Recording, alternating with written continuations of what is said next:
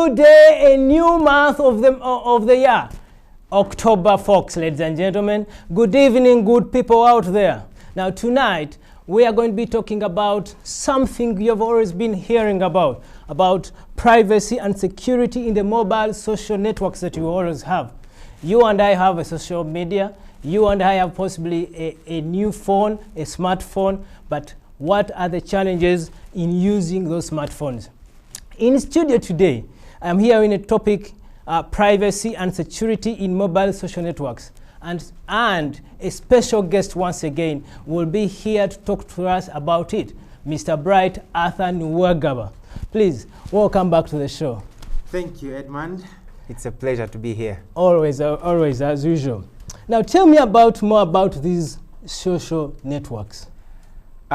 Social networks, basically, they are networks that enhance personal relationships and social interactions. Yes. They can be websites or any other application that enables users to communicate with each other by sharing, let's say, personal information, posting personal information, through messaging, sharing images, among other many functions that they can do.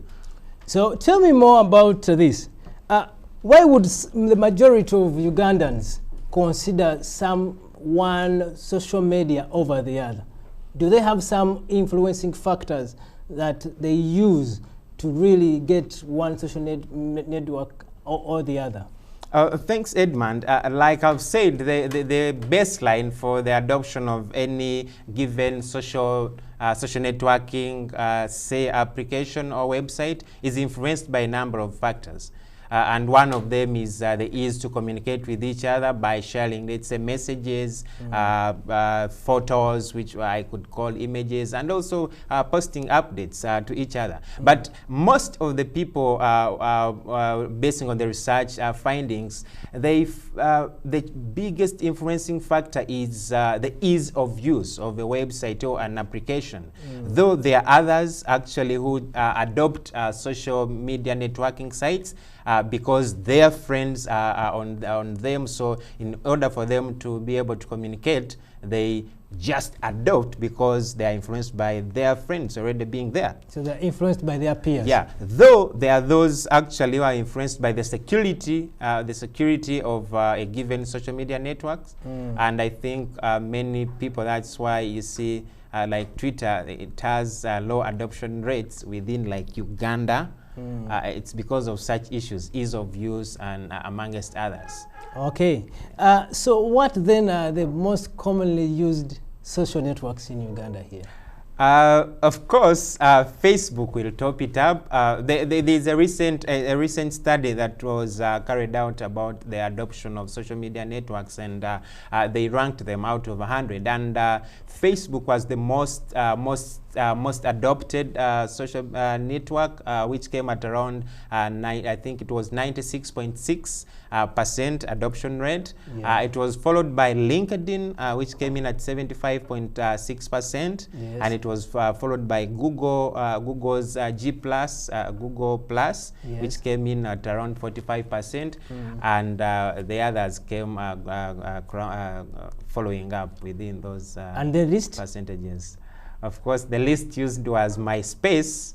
I don't know how many people out there use it, but Personally, actually, I don't use it's it. the one which came least with 5.6% adoption rate. Wow. Yeah. Do we have any possibility that a Ugandan could come up with a social media app in the near future, possibly? Well, not in the near future. The Ugandans, as you know, recently they were telling, it was over the news that we are very innovative in society. Actually, there are a group of young boys out there who have already developed a social networking tool, which actually is already out for use. Okay. Though me personally, I haven't adopted it since I'm a security practitioner. I would want to first do the security reviews myself, and that's why I cannot say it out publicly, not recommend it, because I need to first be comfortable with it myself. Okay. Yeah. Now let's go back to your business. Okay. Tell me, what are the primary security threats while using these kind of social media networks? Thanks, Edmond. The threats are so many. But in the Ugandan context, the biggest threat that we face is identity theft. I think we've seen so many cases and scenarios where we are having profile cloning. Someone just comes up. Wait a minute, what is profile cloning, my friend? Sorry. Profile cloning, basically, it looks at someone adopting your profile and every information that you share. Then they create a almost imitating similar page somewhere else. They use your same photo, information, contact information, and then they present themselves like they are you. Okay. They may just change maybe like EDMOND SAFALI, they just say EDMOND SAFALI dot. Facebook will accept that username to be created, and that's the biggest threat. And people have used this actually to carry out cyber extortion.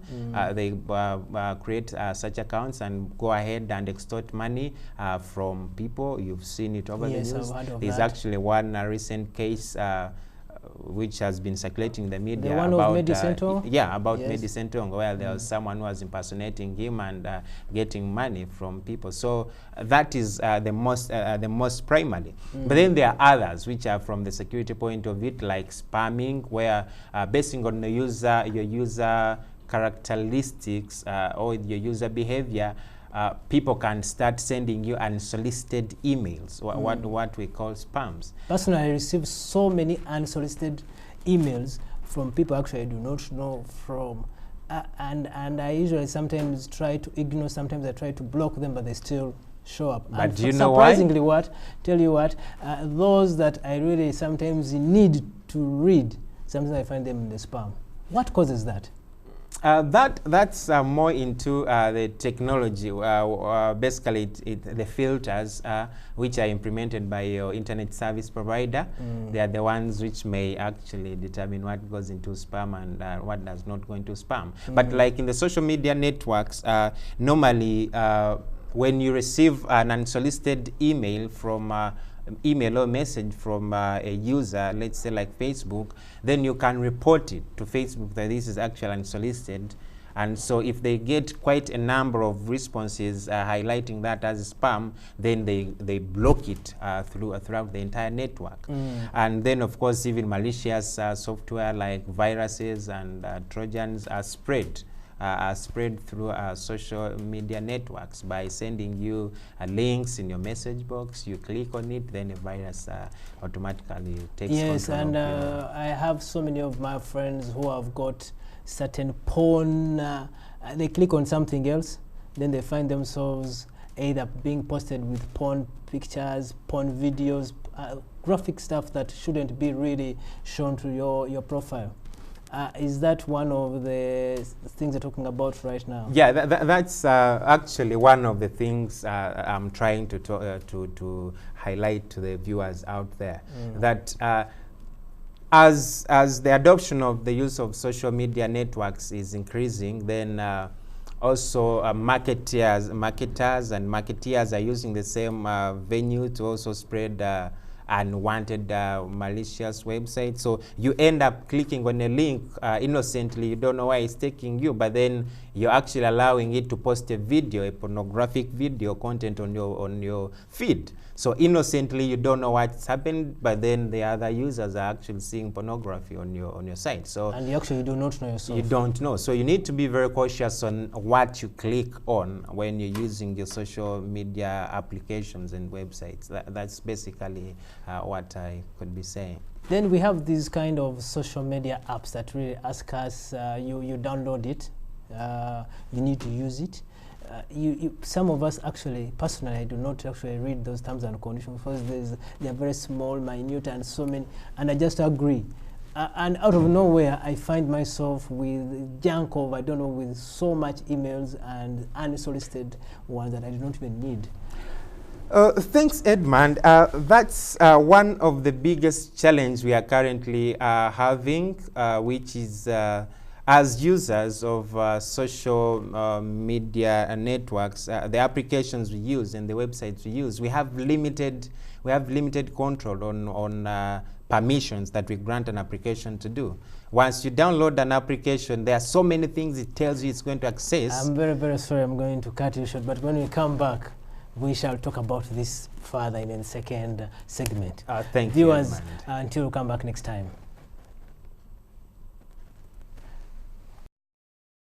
We'll be right back. Now,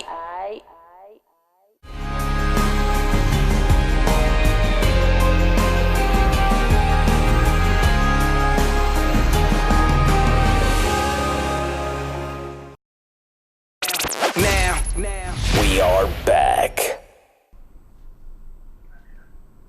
Welcome, our dear viewers, from that short commercial break. Now, earlier on, before we went for that commercial break, we were asking our guest about those apps that we usually take on. We just sign in, we accept them, but we actually do not know what we are doing.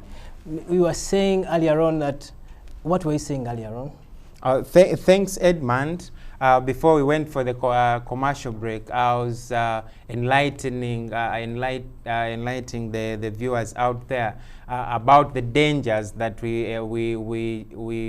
expose ourselves to when we download these applications from the third-party providers, from the different, of course, operating systems.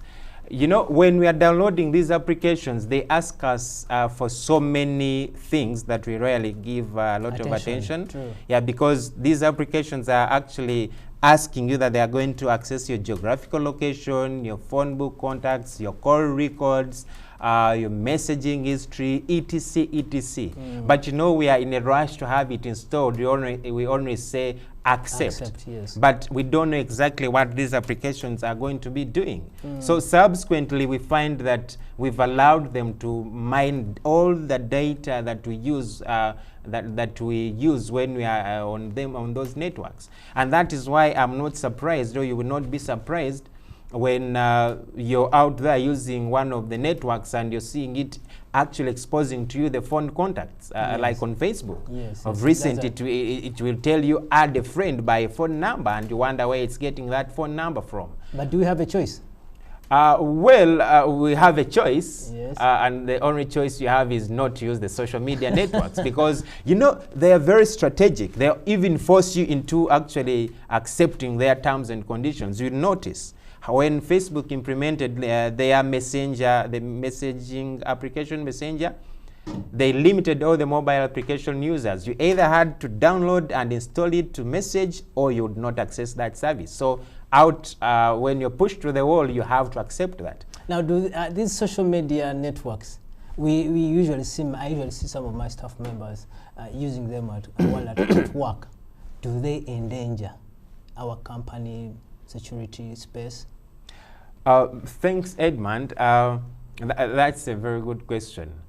I'll say yes, they could endanger your company network, especially if your employees are accessing the corporate internet to access these networks.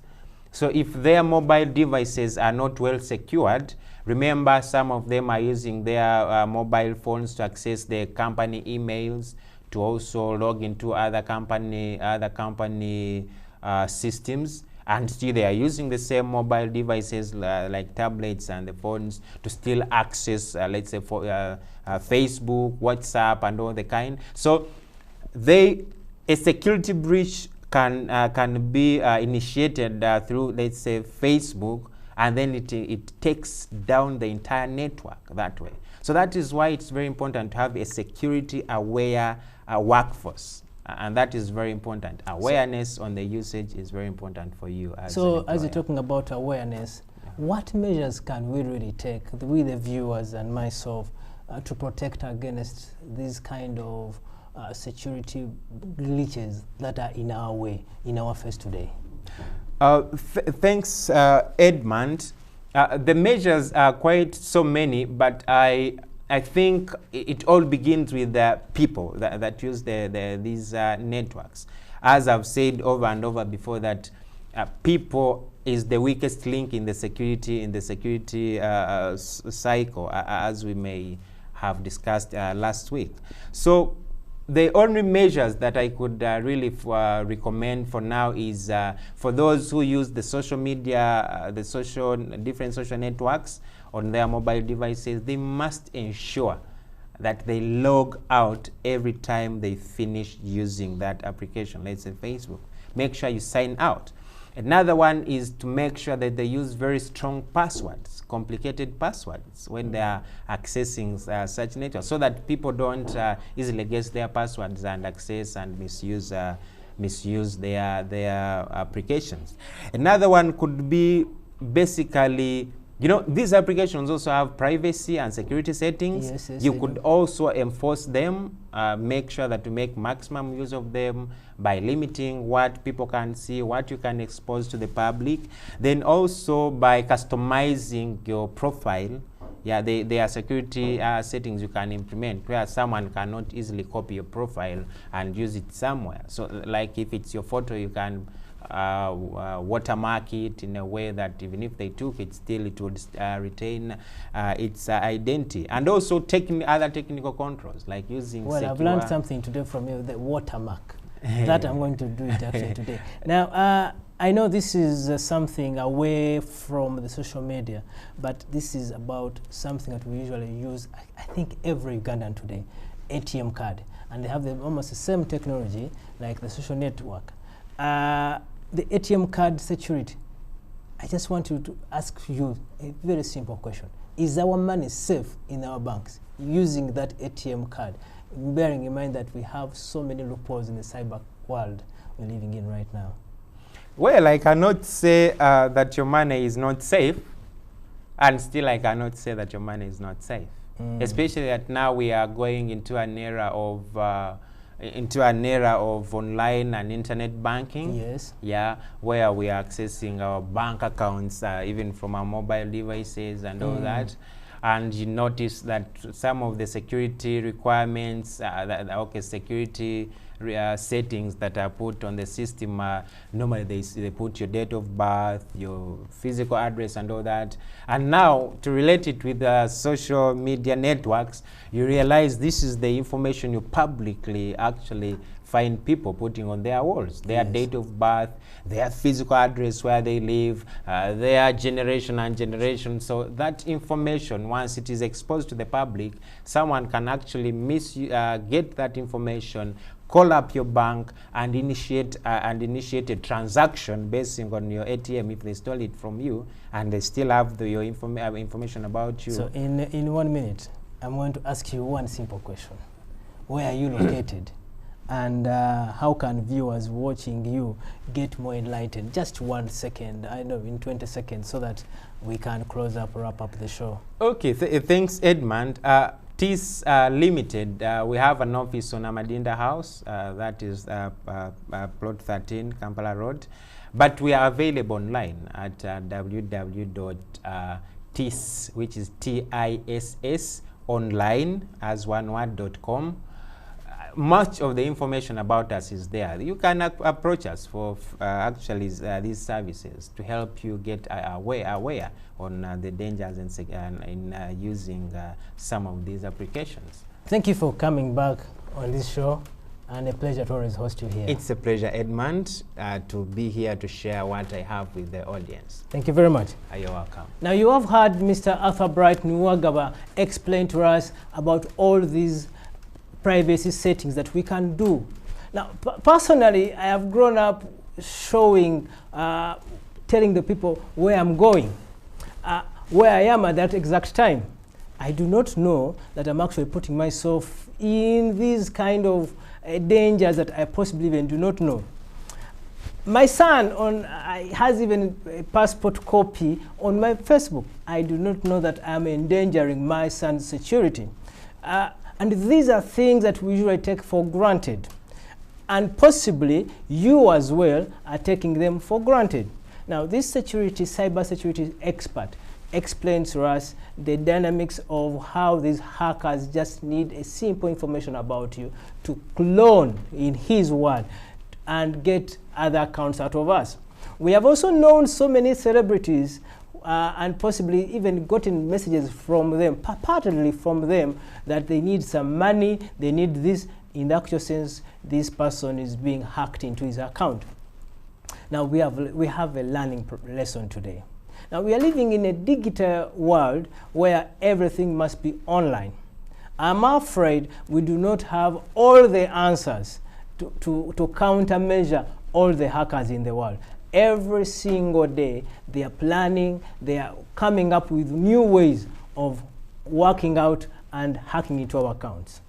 Now, we have learned something today. I personally have learned something, that I need to watermark my profile picture, which I'm going to do today. I hope you do that as well. But you could still use other measures that he has been talking about. That should be the highlight of today's session. Your coach, EDMOND SAFALI, every Thursday on Urban TV.